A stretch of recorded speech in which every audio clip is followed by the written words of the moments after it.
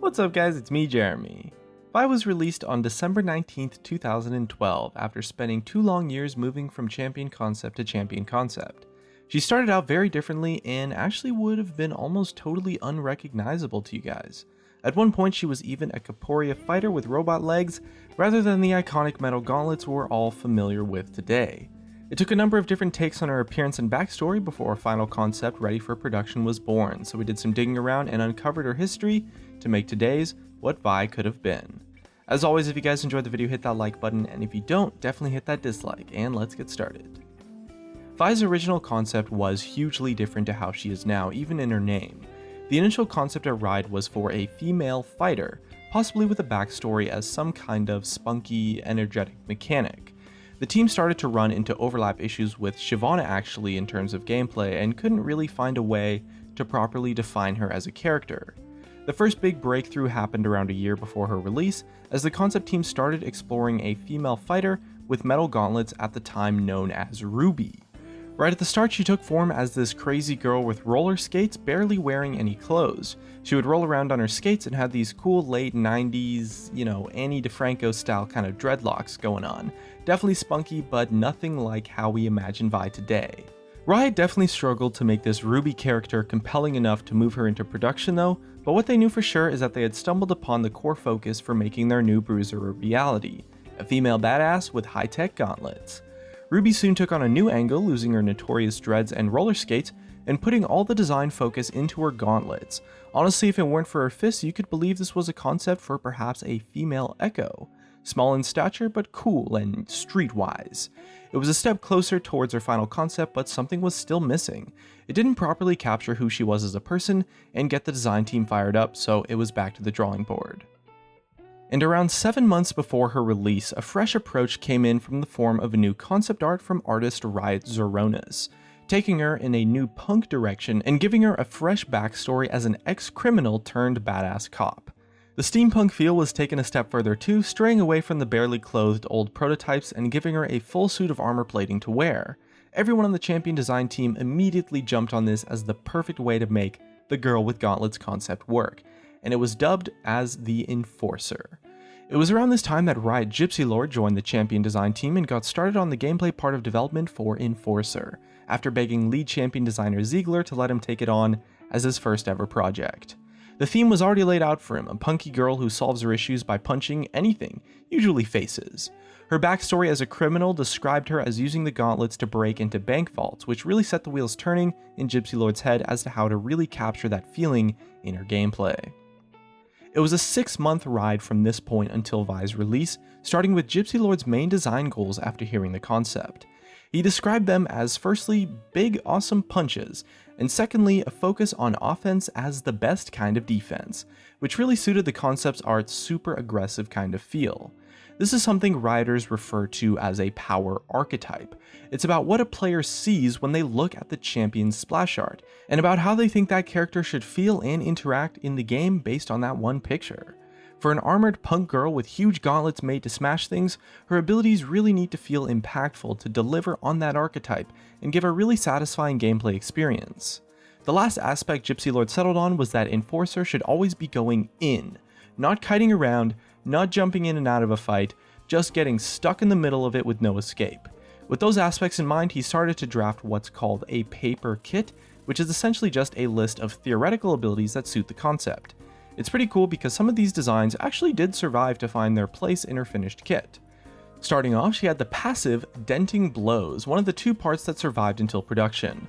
Originally, it gave her next attack after each spell cast bonus damage, along with shredding her target's armor, kind of like a homage to her backstory. After all, if she can burst through walls, she should be able to burst through armor too. However, I do say that this ability ended up in her finished kit, but it, of course, ended up as the passive on her W. The other ability that was there from day one was her Q Vault Breaker. It used to cause Enforcer to root herself, charging up her gauntlets over 2 seconds before dashing forwards, dealing tons of damage and knocking back the first champion hit. The spell was the first ability that truly just felt perfect for what later became Vi. It ticked all the right boxes, it worked with her focus of going in, it felt super impactful and just punchy, and it even lined up really well with her theme and her backstory. It was an all-around win across the board and served as a great example of how the rest of Vi's finished kit should look. At the time, her W was called Come At Me, featuring a spell that reflects back the first spell hit to her, kind of like Fiora's Riposte almost, but a little bit less fancy. Enforcer's first E ability was also called Crush, causing her to clap her gauntlets together on a nearby target, dealing damage and slowing them. It also had a bonus mechanic too. If it killed the target, it would gib them and deal Crush's damage and slow in an area of effect, along with also refreshing the cooldown. A pretty cool mechanic, but the really interesting part of the initial design for Vi was her ultimate, Steampunk Assault. Her first ultimate on paper was actually 3 spells into 1. The idea was that she would use her ultimate to dash towards a nearby enemy in a similar way to Xin Zhao's Audacious Charge, if you will, but then she would suppress them for a second. She could then recast Steampunk Assault, which would replace her Q, W, and E abilities with bonus effects as a second cast on her ultimate. Gypsy Lord's idea was that it would work kind of like a Street Fighter combo effect, giving her control over what to do with the suppressed target after landing the initial crowd control. And while using Steampunk Assault, her Q became Beatdown, and it would extend the suppression duration and also deal bonus damage.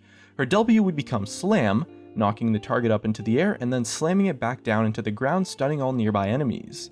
Her E turned into Throw, which would literally grab and chuck an enemy in a chosen direction.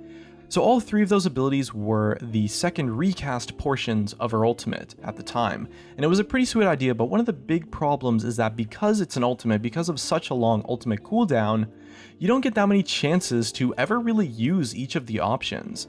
And this essentially gets players into a habit of picking sort of quote-unquote the best option and not really using the rest of them, and gets them stuck into that sort of play pattern, which is not something that worked out quite well. The first kit did go through some playtesting, but most testers reported that it just didn't really feel the way that Enforcer's abilities should. The spells were all super cool in their own right, but they didn't really do her character justice, with the exception of Vault Breaker, of course. Vault Breaker alone is mentioned to be the one super well received ability, causing Gypsy Lord to take a step back and think about, why did that ability work so great for her while the rest of the kit just didn't? Enforcer as a character still had this really awesome aggressive feel, and abilities like Come At Me, which was her W that gave a spell reflect, were purely defensive and didn't really capture that playstyle, that theme properly, and she'd be baiting out enemy shots rather than just going in head first and asking questions later. Gypsy Lord spent a few months brewing ideas for Enforcer, and as a champion she really started to come together as he tried to pin her visceral feel down. And in the new version of the gameplay kit, he settled on a punch description for every ability. Vault Breaker being Vi's own personal Falcon Punch, Denting Punch for her new aggressive armor shredding passive W, Explosive Punch for a new powerful auto attack reset and wave clear tool on her E, and the Kill the Carry Punch for her ultimate, with the idea that it'd do exactly what it says on the tin. 2 main playstyles seemed to emerge for Vi from that kit based on what it could do, and one was described as the Talon sort of style, where Vi would run in, blow all of her cooldowns, and then just run out again. And the other they called the Shyvana style, which is where she would run in, use all of her cooldowns, and then just keep fighting until the target was dead, or she needed to run to survive. Her Denting Punch was the big deciding factor on how these play patterns would work out for Vi. The first version of it was actually on her passive, and it was a 5-hit passive, one of the only 5-hit passives to ever exist, but it felt fairly unsatisfying because honestly, if you managed to hit a target 5 times, the target would be dead at that point anyway, and it gave the enemy a lot of time to escape the actual trigger of the effect. And so it was changed to a 3-hit passive to fix that issue, but then the ability ended up in this, this Talon versus Shyvana sort of playstyle kind of problem. If it had too much power, Vi would almost always be assassin-like, able to get in, do a full combo, including one W trigger, and then the target's just dead instantly. And at the same time, Gypsy Lord didn't want that ability to be weaker because it would end up feeling like just a wasted ability again. And he definitely wanted to gravitate towards the Shyvana-esque playstyle, and he found this solution by giving her an attack speed buff on top of the damage and armor shredding. That way she wouldn't just blow up a target, and it gave her a real reason to, to stick around and brawl a target for longer, aiming to trigger her W a second time to reward players for that second proc on the effect. And so, of course, they moved that 5-hit passive, they changed it to the 3-hit passive, and then moved it onto her W and gave her a new passive to help aid that Shyvana-esque playstyle. And her eventual finished passive Blast Shield was a really cool invention because it allows her to stay healthy and gives her a sense of sustain, but without making her reliant on an actual defensive ability, which would feel pretty unlike Vi. Linking it so closely to her activatable abilities also made sure that her focus was on aggression first, and it actually helped make her quite accessible to newer players because they could play her well without worrying too much about it. After all, if you use your Vault Breaker to jump on top of someone, you're going to take some damage, and the passive always is going to help soften that blow a little bit. Now, Vi's finished W Denting Blows is the only ability that doesn't trigger her passive, and this was a very significant design decision aimed to give the player more control over how to use her passive to make it a very proactive effect.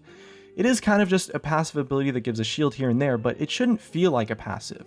It needs to be something that, you take advantage of when you're brawling in a massive fight, and it does exactly that. A lot of Vi's will want to just use their free passive, but because you can auto attack and trigger your W without using your passive, it does give you a lot more control over when to use it in an extended fight. And it's not like the passive is hard to proc anyway, so it ended up being quite a decent ability design mechanically. The only part of Vi's kit that didn't remain the same from Gypsy Lord's second attempt at her full kit was the ultimate. The Kill the Carry Punch effect was called Power Slam at the time, and it did share a lot in common with her original ultimate. It dashed towards a nearby enemy and used what was basically the slam part of her original design, uppercutting them into the air and then slamming them back into the ground, stunning everything around them in an area of effect so it would stun multiple targets. It removed the other two options and the suppress as well, which would have rendered Warwick a little bit obsolete, but it was still plagued with issues. Every champion's ultimate really needs to feel unique, and Power Slam was just coming across as almost like a bad Malphite ultimate, Unstoppable Force. It had worse range, a smaller radius stun, and was just generally easier to avoid because the travel speed of Vi herself was slower during the effect. And this essentially left Vi with not really that big of a niche to fill. She needed something to set her apart and make it worth picking her over any other champion. As her kit was at this point, she filled a similar role to maybe Xin Zhao and Jarvan, but there wasn't ever a reason to pick her over those other choices unless her numbers were just through the roof, especially Jarvan, who has impassable terrain in his kit. And so once again, Gypsy Lord went back to the lab to rediscover Vi's ultimate, the one ability that would set her apart and give her an identity of her own, and the solution was Assault and Battery. Assault and Battery was the finishing touch to Vi's kit, and it gave her an ability that no one else in the game has anything like. A guaranteed knockup at quite a long range is no laughing matter, and it made sure that no matter what, Vi would be able to reliably dive the backline. More importantly, it fits in amazingly with her lore and personality. It feels like something you could imagine Vi doing as she chased down a criminal in Piltover. It's rewarding to use, great for team play, and when you pick Vi in Champion Select, you know that no matter what, you're going to be able to crowd control a target whenever your ultimate is off cooldown. Later, after Vi's release, Gypsy Lord did mention that when it came down to her ultimate, he was concerned that although the ultimate was super fun to use, the lack of counterplay honestly made it feel really bad to play against. And looking back at it, he would probably look for another ultimate if he could have designed Vi all over again. But still, he think, Vi turned out awesome and he did a great job with it, especially for his first ever design project at Riot. And so Vi ended up being this super energetic character that wants to get in your face, and she definitely doesn't pull any punches ever. It took a while to lock down her appearance and backstory once the gameplay niche was decided, but Riot Gypsy Lord managed to figure out a kit that perfectly captures everything that makes Vi so damn cool. And she's really an example of great viscerality being incorporated into a champion. As always, we had an awesome time researching what Vi could have been, so make sure you leave us comments below about what we should cover next, and looks like that's going to be it for me. Thanks for watching, subscribe if you want, and I'll see you guys next time.